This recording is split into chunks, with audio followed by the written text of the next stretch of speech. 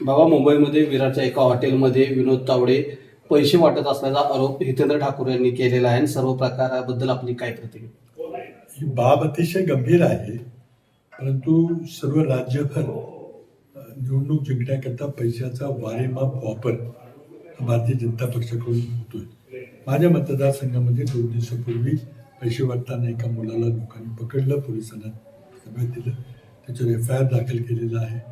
आता त्यांना फक्त एवढीच आशा उरलेली आहे की आपण प्रचंड मोठा पैसा वापरून लोकांची मतं विकत घेऊ किंवा लोकांचं स्वाभिमान विकत घेऊ आणि त्यातून आपली सत्ता अभेद्य राहील आणि सगळं मोदी शहाच्या आशीर्वादाने चाललेलं आहे. विनोद तावडेंना बदनाम करण्याचं षडयंत्र हे भाजपचंच आहे असेही हितेंद्र ठाकूर म्हणाले. तर असं आहे की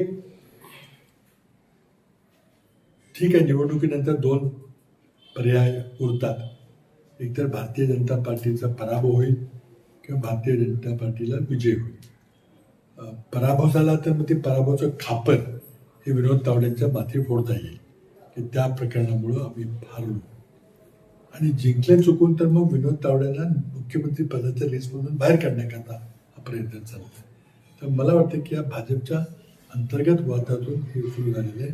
कारण हितेंद्र ठाकूरनी मुलाखत घेऊन सांगितले की मला या प्रकरणाची टिप जी आहे ते का भाजपच्या वरिष्ठ नेत्यांनी दिली. आता तो वरिष्ठ नेता कोण असू शकेल ते आपण अंदाज बांधू शकतो. शेवटचा प्रश्न बाबा, की मनोज जरांगे पाटील यांचा कराध्यक्षमध्ये पाठिंबा कुणाला, यावरून आरोप प्रत्यारोप सध्या होत आहे. असं आहे की दुर्दैवी आहे, आरोप प्रत्यारोप करायचं काय कारण नाही आहे. आपल्याला माहिती आहे की मी काही दिवसापूर्वी महिना 1.5 महिन्यापूर्वी मनोज जरांगेंना मी त्याच्या घरी जाऊन भेटलो होतो. आमची खूप चांगली चर्चा झाली. मराठा समाजाकरता त्यांनी जे काम केलेलं आहे त्याला तोड नाही आहे. त्यांनीही मला पहिल्यांदा विधानसभेत आरक्षण मराठा समाज दिल्याबद्दल मी चर्चा केली, धन्यवाद दिले. पण या वादात न पडता 4 उमेदवारांनी सकल मराठा मोर्चाच्या वतीनं, अपक्ष म्हणून पण वतीनं अर्ज भरले होते.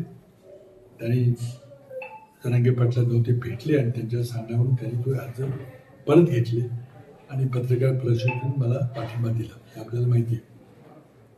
त्यामुळे या वादात मला पडायचं नाही आहे. पण एकच माहिती सांगतो की आज दुपारी 3:30च्या सुमारास मला स्वतः मनोज जरांगे पाटलाचा फोन आला. त्यांनी मला शुभेच्छा दिल्या आणि पुढच्या कालखंडामध्ये आपण एकत्र काम करूया, मला खूप काम करायचं मराठा आरक्षणाकरता.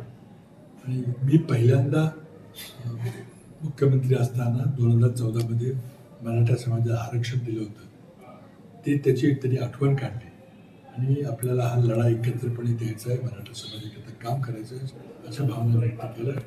मी त्यांच्या शुभेच्छाबद्दल त्यांचे मनपूर्वक धन्यवाद व्यक्त केले. याच्या पलीकडे मला जाऊन काही राजकारणात पडायचं नाही आहे. त्यांना काही निर्णय घ्यायचा असलं ते सक्षम आहेत घेण्याकरता. पण व्यक्तिगत रीतीने माझा दुपारी त्यांच्याशी बोलणं झालं. देश विदेशातील प्रत्येक घडामोडींचे लाईव्ह अपडेट मिळवण्यासाठी आता साम टीव्हीच्या सर्व सोशल मीडिया प्लॅटफॉर्मला लाईक, फॉलो आणि सबस्क्राईब करा. तसंच सर्व नोटिफिकेशनसाठी बेल आयकॉन प्रेस करायला विसरू नका.